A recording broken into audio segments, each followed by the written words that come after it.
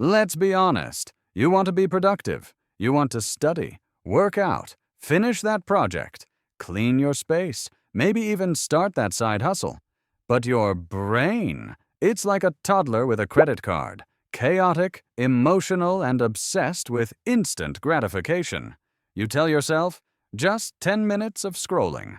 Suddenly, it's 1:47 a.m., your eyes burn, and you're watching a raccoon steal a slice of pizza on YouTube. The next morning, you hate yourself for wasting time again. You're not lazy. You're just wired for short-term rewards. Your brain doesn't naturally like hard things. It survives by conserving energy. But here's the good news. You can trick it. You can rewire how your brain perceives effort so the hard stuff feels almost easy. In this video, we'll break down 5 habits that secretly hijack your brain's reward system so you stop procrastinating and start doing. No 4 a.m. ice baths, no fake grind set, just real psychology, real progress, and maybe a few bananas along the way. The real problem. Let's start with the truth. When you face something difficult, studying, working out, writing, anything that demands focus, your brain sees it as pain. Literally. It activates the same areas as physical discomfort. That's why even opening your laptop can feel like dragging yourself through emotional mud. Meanwhile, your phone, your snacks, your favorite show, they're dopamine fireworks. They promise instant relief, instant reward, instant escape. And your brain? It always takes the easiest deal on the table. Why spend 30 minutes reading a boring chapter when 30 seconds on TikTok gives you 30 little hits of dopamine? Here's the catch. That short-term dopamine is counterfeit currency. The more you take, the less valuable it becomes. You feel emptier, lazier, and more restless. That's dopamine tolerance. It's like eating candy every day. At first, it's exciting. Then it's normal. Then it's nothing. And suddenly, real fruit, like focused work, learning, or self-growth, tastes bland.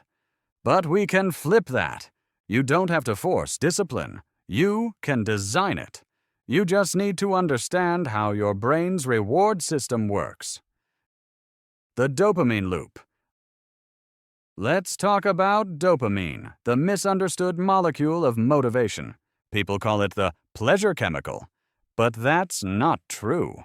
Dopamine isn't what makes you feel good. It's what makes you want things. It's anticipation, not satisfaction. When your brain releases dopamine, it's saying, that thing, go get it. It's the invisible banana dangling in front of silverback brain's face. The more unpredictable the reward, the stronger the craving. That's why slot machines, notifications, and social media are so addictive. They're dopamine slot pulls. Now here's the twist. You can reroute that same dopamine toward meaningful things. You can make your brain want to study, work out, and focus. How? By giving it structure, anticipation, and small, consistent rewards. It's not about quitting dopamine, it's about training it. And that's exactly what these 5 habits do. Habit 1. The 2-minute doorway.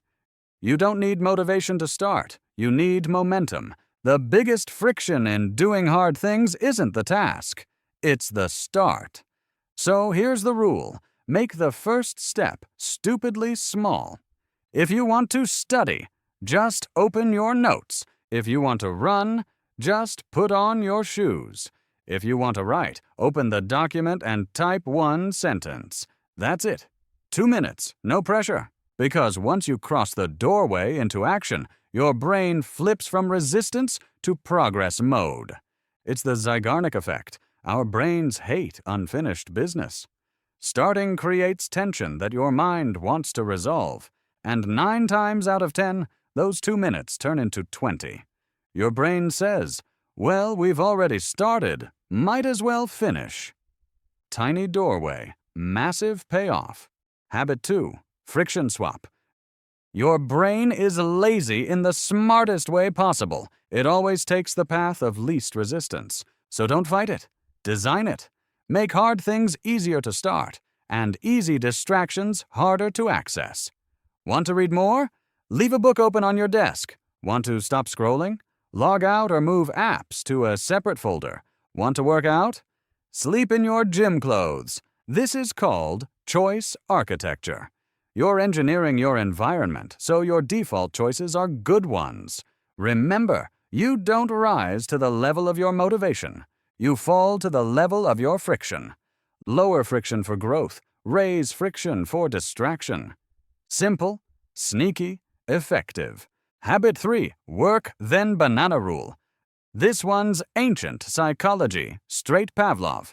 If you reward your brain after hard work, it learns that effort equals pleasure. If you reward before, it learns the opposite.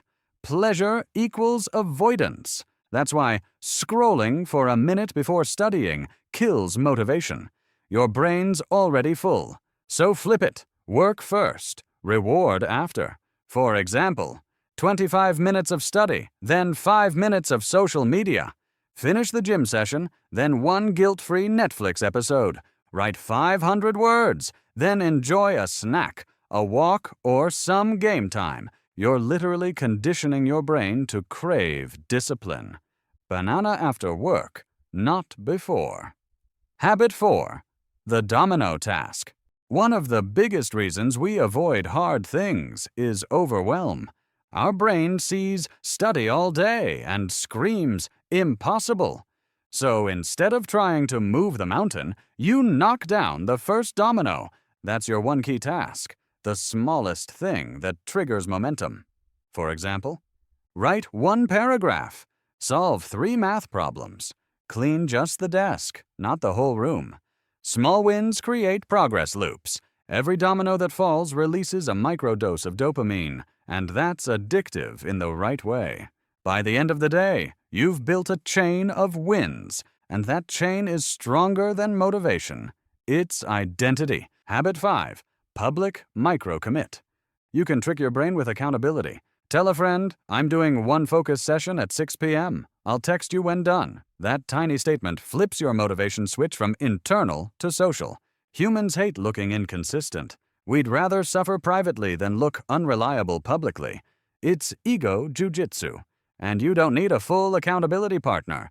Post it in a group chat. Use an app that tracks streaks. Even writing your goal visibly on your wall creates subconscious pressure to act. Once you involve someone, or something, outside your own willpower, the brain plays along. Because now, it's not just about finishing the task. It's about keeping your word. Bonus hacks to turbocharge the 5 habits. Gamify everything. Turn your to-do list into levels. Every finished task earns a reward. Collect 5. Unlock something fun. Pair boring with fun. Fold laundry while listening to a podcast. Study with lo-fi beats. Make boring tasks part of a vibe. Use the if-then plan. If I want to procrastinate, then I'll set a 5-minute timer and start anyway. This reframes hesitation as a trigger for action. Visual progress tracker. Put a sticker, mark, or tally for every completed task. Visible progress equals visible dopamine.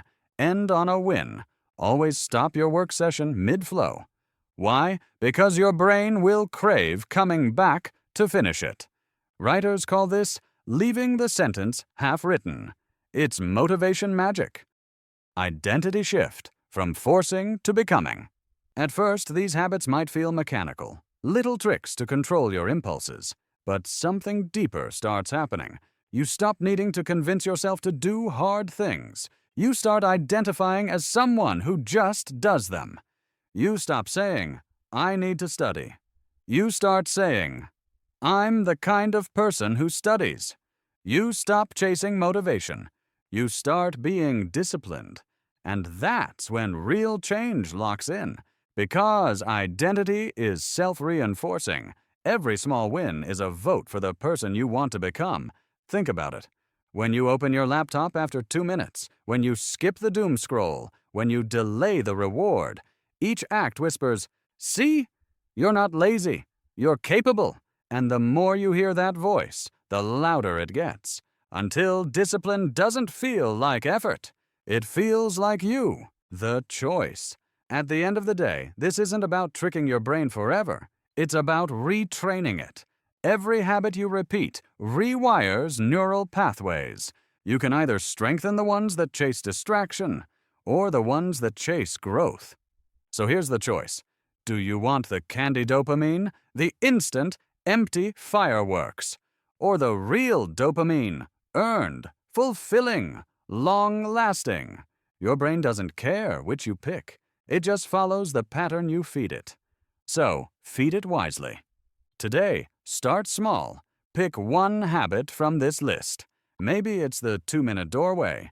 Maybe it's the work then banana rule. Do it once, tonight, because once you prove to your brain that doing hard things feels good, it'll start chasing that feeling again and again. And one day, without even noticing, you'll realize the things that used to feel impossible now feel automatic. That's not luck. That's design.